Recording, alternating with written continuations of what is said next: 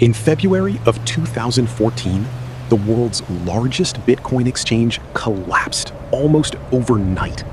One day, it was processing the majority of Bitcoin trades on Earth.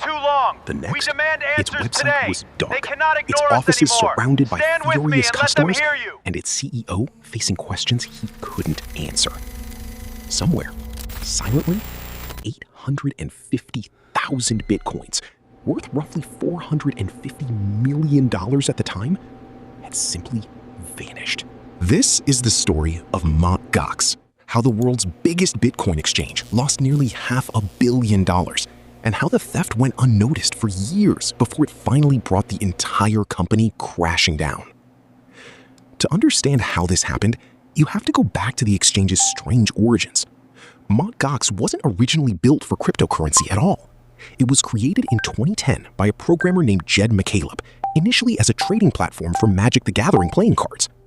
The name itself is actually an acronym, standing for Magic the Gathering Online Exchange. But McCaleb quickly recognized something bigger forming around Bitcoin, an obscure digital currency at the time, and pivoted the platform entirely. In 2011, McCaleb sold the exchange to a French entrepreneur based in Tokyo named Mark Karpeles. Under Karpeles, Mt. Gox grew at an extraordinary pace. By 2013, it had become the dominant Bitcoin exchange in the world, at times handling somewhere between 70 and 80% of all Bitcoin transactions globally. If you wanted to buy or sell Bitcoin anywhere in the world, there was a very good chance you were using Mt. Gox to do it. But behind this rapid growth was a company with startlingly weak internal infrastructure. Former employees would later describe a chaotic technical environment.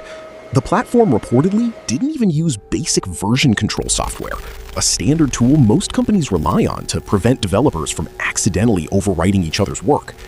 Even more strikingly, nearly all major changes to the site's code required approval from Karpeles personally, creating bottlenecks that could delay important security fixes for weeks at a time. This mattered enormously because the exchange was already under attack.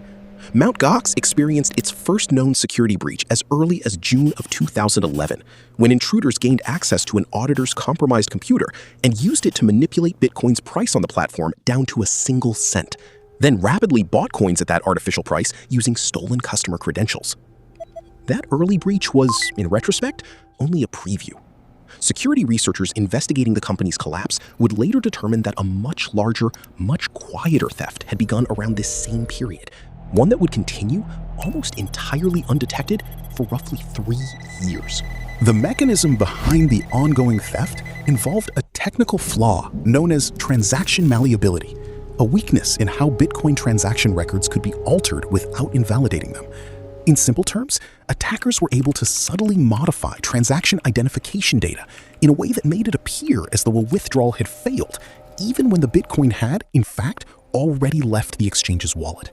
This confusion allowed attackers to repeatedly request the same funds be resent, slowly draining Mt. Gox's reserves, while the company's own internal records failed to catch the discrepancy. Because the theft happened gradually, coin by coin, transaction by transaction, over roughly 3 years, it didn't create the kind of sudden, obvious red flag that might have triggered an earlier investigation. Instead, it blended into the ordinary background noise of a rapidly growing, technically disorganized platform. Still, warning signs did begin to surface well before the final collapse. In mid-2013, some investigators now believe Mt. Gox may have already been missing the vast majority of its Bitcoin holdings, even as the company outwardly appeared to be thriving. By late 2013, customers started reporting unusual delays and problems processing withdrawals. In response, Mt. Gox temporarily suspended withdrawals entirely for a period, offering vague explanations about technical issues rather than clear answers. For anyone paying close attention, these were significant red flags. But Mt. Gox's dominant market position and its reputation as the most trusted name in Bitcoin trading meant most customers had little reason to suspect the exchange itself might be catastrophically compromised. The breaking point came in February of 2014. On February 7th, Mt. Gox abruptly halted all Bitcoin withdrawals across the platform, again citing technical issues.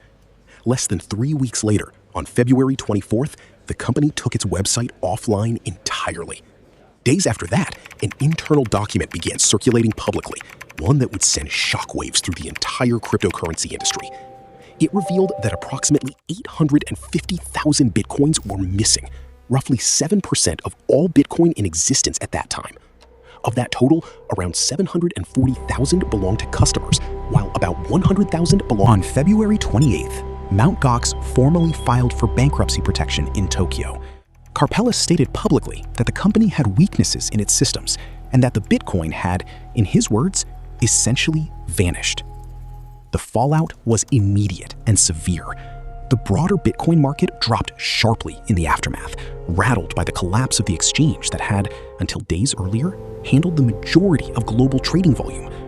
Confidence in centralized cryptocurrency exchanges took a significant hit that would linger for years, and a wave of anger, confusion, and lawsuits descended on Mt. Gox Tokyo offices, where customers gathered outside, demanding answers about funds that had simply... Understanding exactly what happened took years of painstaking investigative work.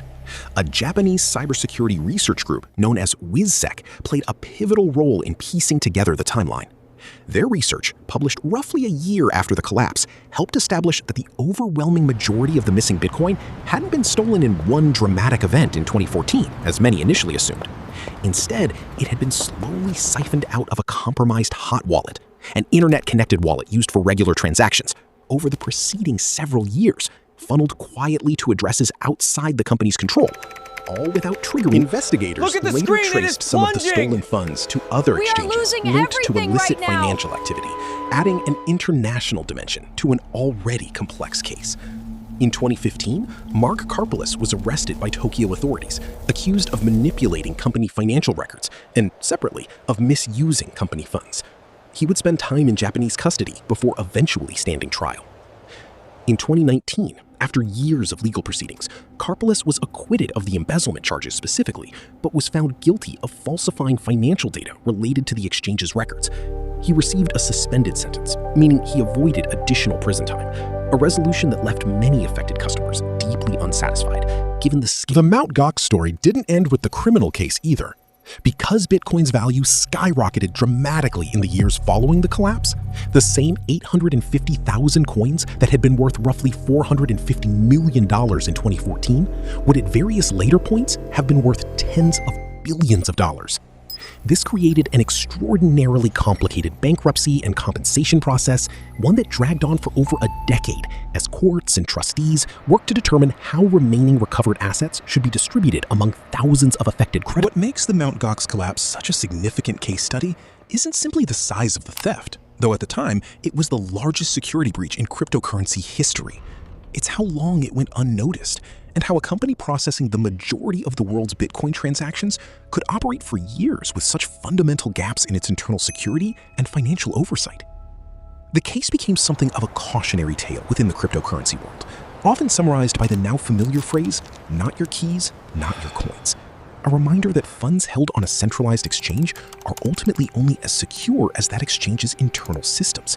Systems that, in Mt. Gox's case, were quietly failing for years before anyone outside the company. In the end, the Mt. Gox story is less about a single dramatic hacking event and more about a slow, structural failure, one that unfolded in the background of what looked, from the outside, like a rapidly successful company. Nearly $500 million didn't disappear in an instant. It disappeared quietly, transaction by transaction, over years, hidden inside a system that no one, not even